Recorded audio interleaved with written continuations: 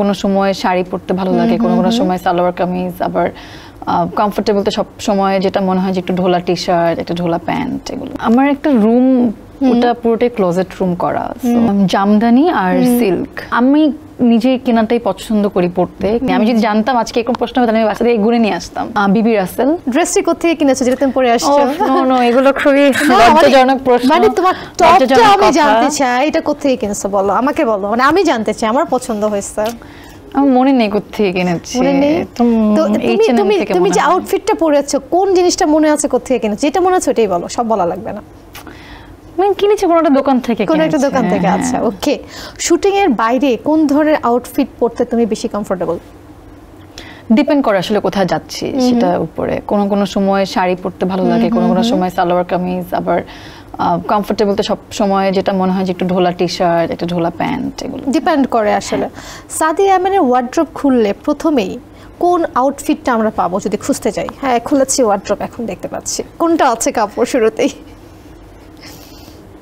সব ধরনেরই কাপড় রাখা হয়, মানে সব ধরনের সেকশন আলাদা আলাদা করলে, তো খুললে সবই দেখা যাবে একসাথে। তোমার বাসায় ওয়ার্ড্রপ কয়টি? তোমার কয়টি না, মানে আমার একটা, যেহেতু প্রচুর কস্টিউম লাগে এই জন্য বলছি, কারণ যেহেতু নাটকে বিভিন্ন জায়গায় কাজ করো, অনেক কাপড় চোপড় লাগে আর কি। ওয়ার্ড্রপ কয়টা আছে? আমার একটা রুম ওটা পুরোটাই ক্লোজেট রুম করা, মানে আলাদাভাবে মানে গুনার কোনো উপায় নেই যে কয়টা আছে।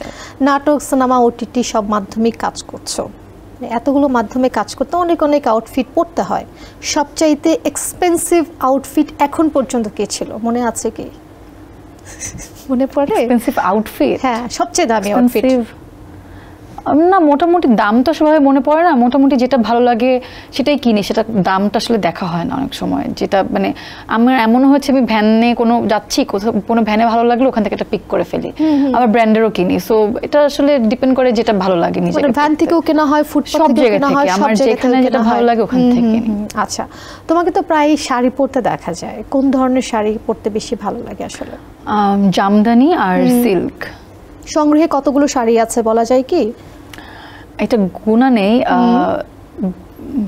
20-25 এরকম মাঝে। আমার আম্মুরও আছে আর কি, আম্মুর শাড়িও আছে, সবকিছু মিলে। নিজের কয়টা আছে? মানে আম্মুর থেকে কয়টা ধার নেওয়া আমার আর কি। নিজের তো শুটিং এর জন্য অনেক কেনা হয় শাড়ি। শুটিং এ কি সব আউটফিট গুলো কি স্পন্সর থাকে নাকি নিজেই কিনতে হয়? আমি নিজে কেনাটাই পছন্দ করি পড়তে, আমার স্পন্সর একটু কম নেওয়া হয়। তো ওই হিসেবে আমার কালেকশনে আমি সব ধরনেরই শাড়ি রেখেছি। তো আমি আসলে গোনা নেই কয়টা, মানে ওভাবে কখনো কাউন্টই করিনি। আমি যদি জানতাম আজকে এরকম প্রশ্ন হবে তাহলে আমি বাসা থেকে ঘুরে নিয়ে আসতাম। আচ্ছা, দেশের মধ্যে তোমার পছন্দের ডিজাইনার কারা আছে? বিবি রাসেল। বিবি রাসেল।